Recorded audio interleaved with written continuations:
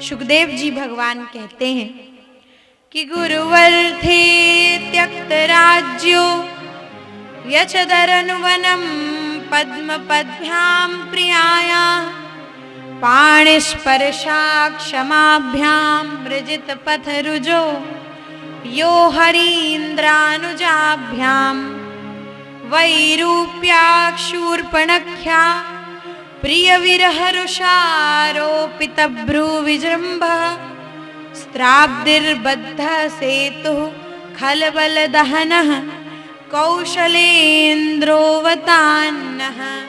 बोलिए राजा रामचंद्र भगवान की। सरयू मैया से जल लेकर के आप लोग आए हैं और अभी भी वही जयकारा, बोलिए राजा रामचंद्र भगवान की जय। तो अब थोड़ी देर के बाद वैसे भी हम लोग कथा विश्राम देंगे ही। थोड़ी बहुत थकावट आ गई है क्या? नहीं आई है ना? तो फिर वही करिए जो जयकार करते समय करना चाहिए। बोलिए राजा रामचंद्र भगवान की जय।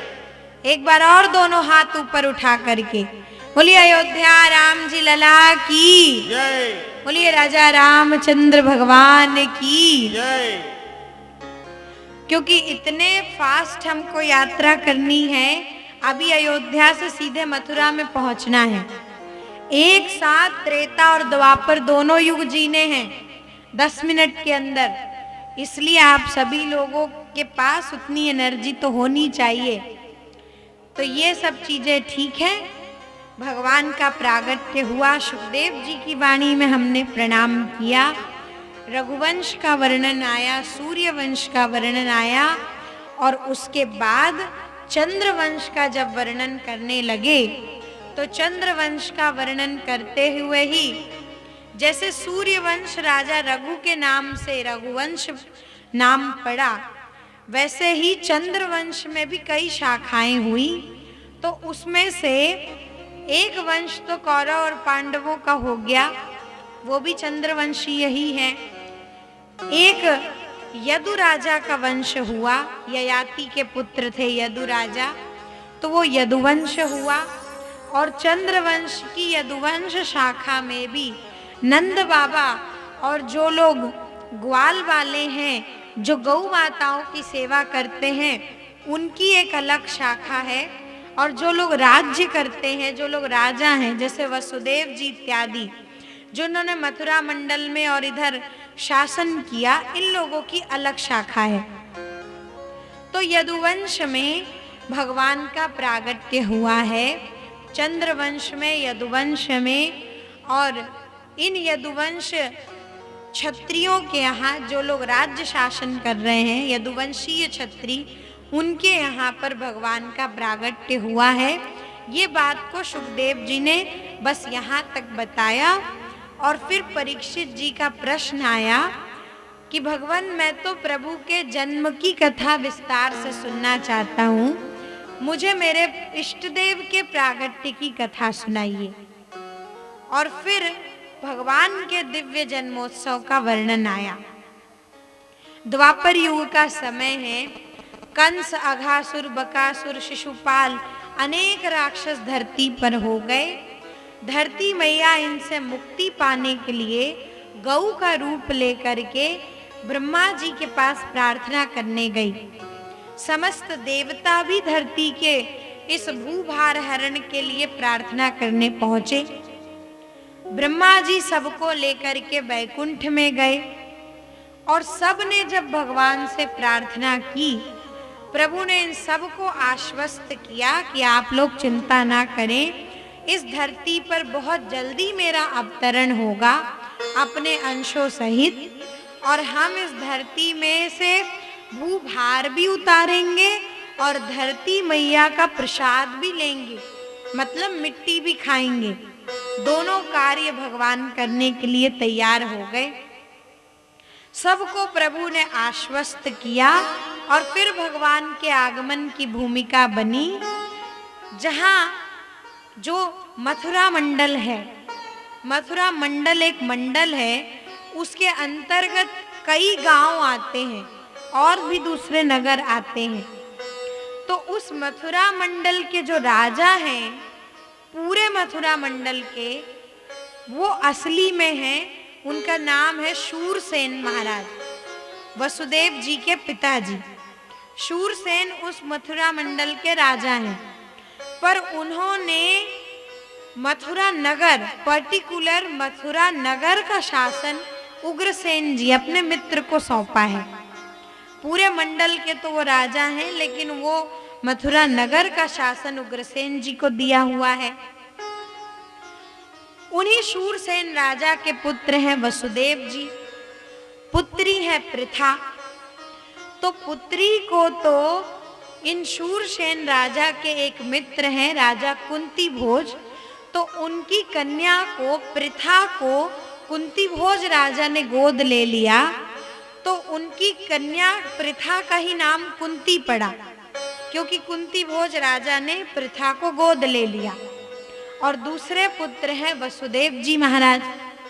तो वसुदेव जी का विवाह मथुरा में, मथुरा नगर में रहने वाले देवक की कन्या देवकी से निश्चित हुआ।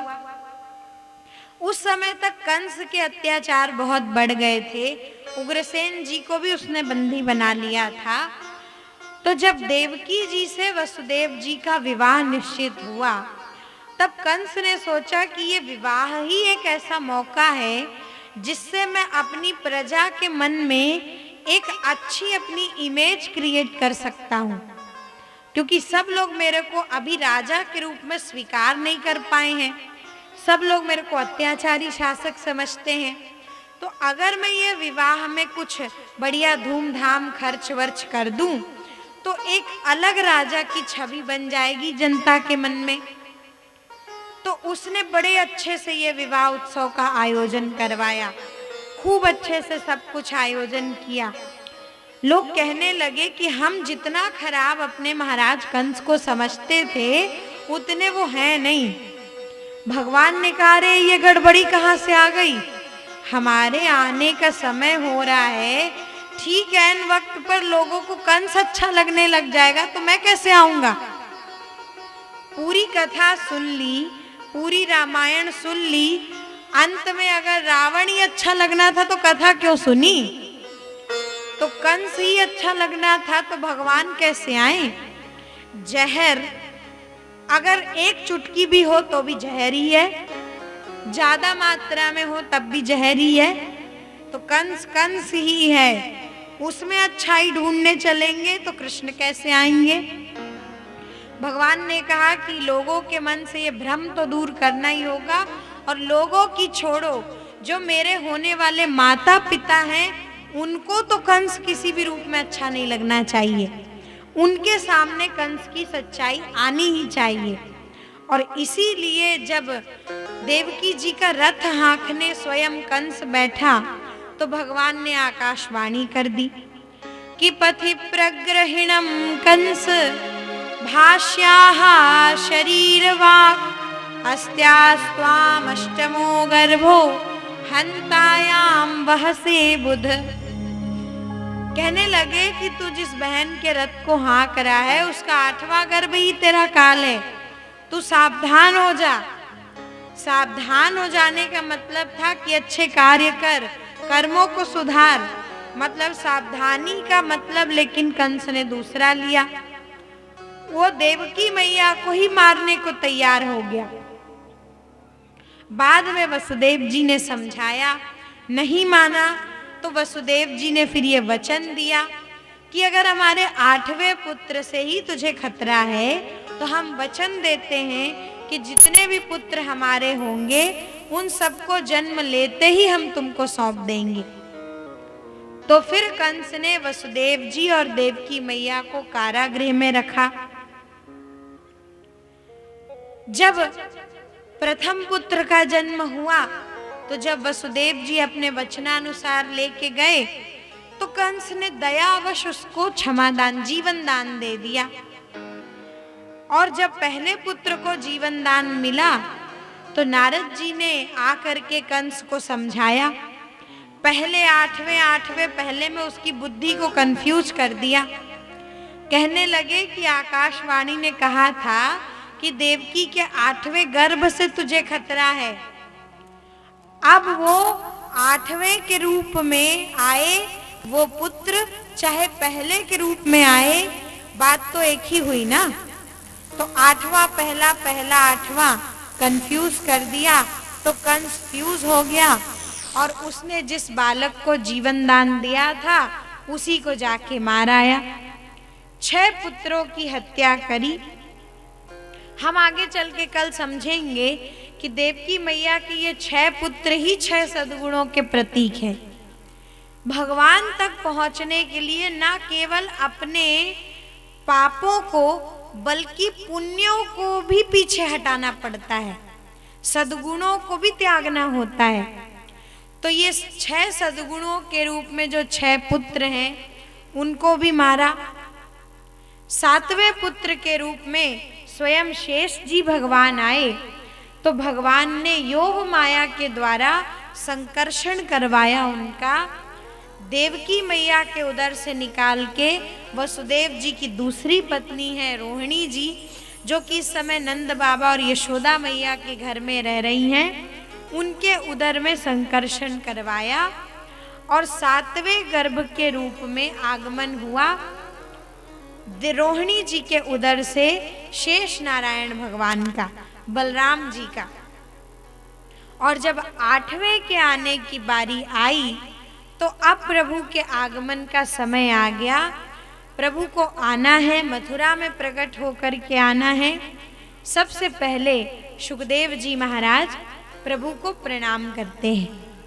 आइए हम सभी भी प्रभु को प्रणाम करते हुए प्रभु के प्रागट्य उत्सव में चलें कि व्रजे वसंतम नवनीत चौरम व्रजांगनानां चदुकूल चौरम अनेक जन्मार्चित पाप चौरम चौराग्रगण्यं शरणं प्रपद्ये।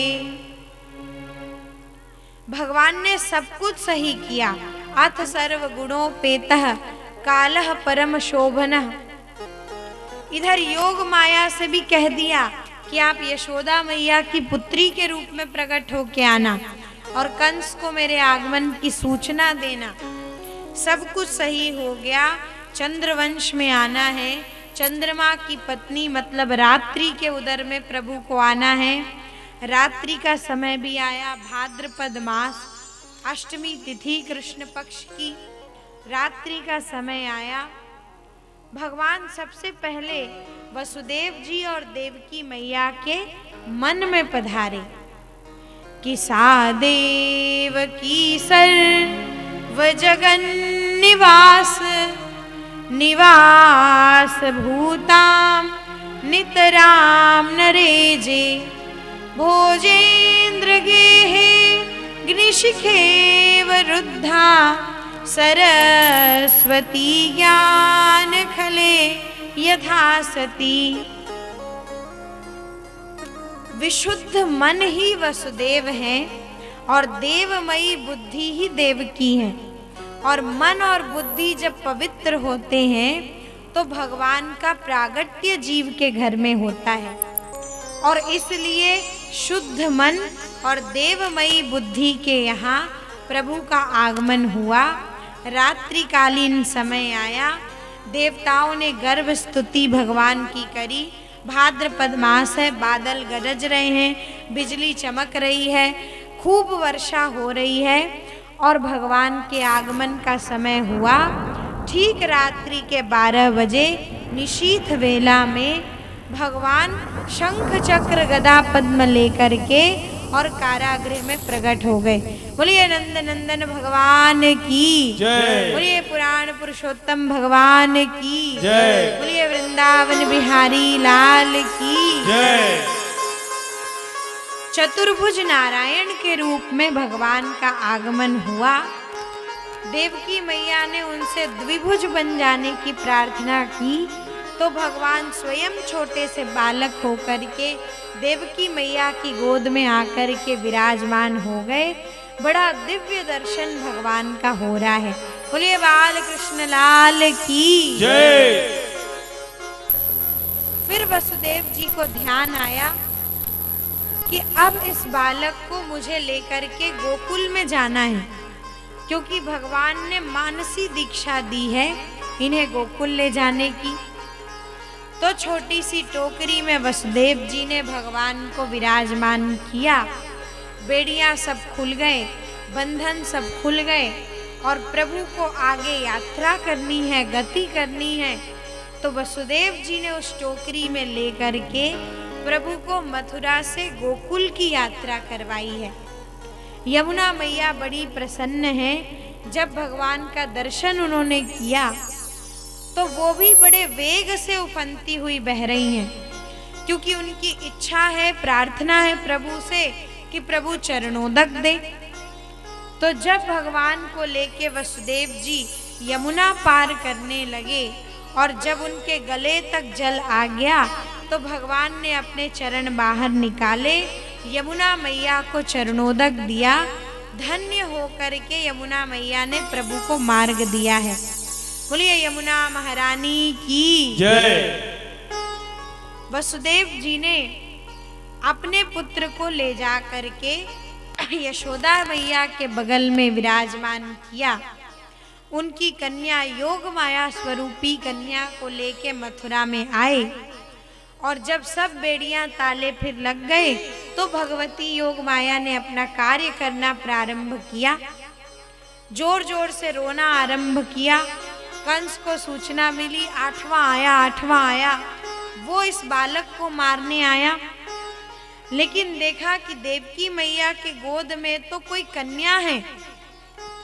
हंसने लगा कि अब लोग तो भगवान लोग, देवता भी आकाशवाणी में झूठ बोलने लगे, ये अबला मुझे मारेगी।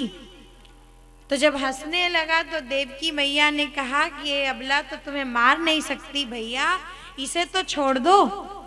बोला नहीं नहीं, अबला को प्रबला बनने में टाइम नहीं लगता, इसे तो मारना ही है। पर देखो कैसे मारूं इसको, ये मुझसे डर के कितना रो रही है, क्योंकि जोर जोर से रो रही थी। कंस बेचारा ये समझा कि मुझसे डर के रो रही है, जबकि योग माया कह रही है कि ये मूर्ख, मैं तुझसे डर के नहीं रो रही, मैं तेरी बुद्धि पर रो रही हूँ कि तू मृत्यु को भी अबला ही समझ रहा है, इसलिए तेरी बुद्धि पर मुझे रोना आ रहा है। अब तो हंसी भी नहीं आ रही, अब तो रोना आता है। तो उनको मारने के लिए जब तैयार हुआ तो ले जा करके जब पत्थर पर पटकने को तैयार हुआ तो वो तो हाथ से छूट करके आकाश में उड़ गई और पराम्बा भगवती के रूप में प्रकट हुई हैं। बोलिए आदि शक्ति जगदम्बा की जय। कंस को सूचना दी, तेरा काल तो ब्रजमंडल के किसी गांव में सुरक्षित है, तू मेरा तो कुछ बिगाड़ नहीं सकता, तू बस अपनी मृत्यु की प्रतीक्षा कर। तो सब कुछ बता दिया, समझा दिया। कंस असमंजस में फंस गया। इधर दूसरी ओर कथा को मोड़ा सुखदेव जी महाराज ने और अब गोकुल की ओर लेकर के गए। गोकुल में भगवान का बड़ा सुंदर प्रागट्य उत्सव की लीला चली है। यशोदा मैया को रो रो के प्रभु ने खुद जगाया। भगवान की छोटी बुआ सुनंदा जी जागी लाला का रोना सुन के, और उसके बाद उन्होंने पूरे गोकुल को सूचना दी है। आइए हम सभी भी अब प्रभु के प्रागट्य उत्सव के रूप में संकीर्तन करते हुए गा लें, और उसके बाद हम यहाँ पर भगवान का जन्मोत्सव मना रहे हैं। फिर आगे कल की कथा में भगवान के बाल चरित्रों की लीला का सुंदर दर्शन करेंगे। आइए अब हम सभी प्रभु को प्रणाम करते हैं। बोलिए नंद नंदन भगवान की जय।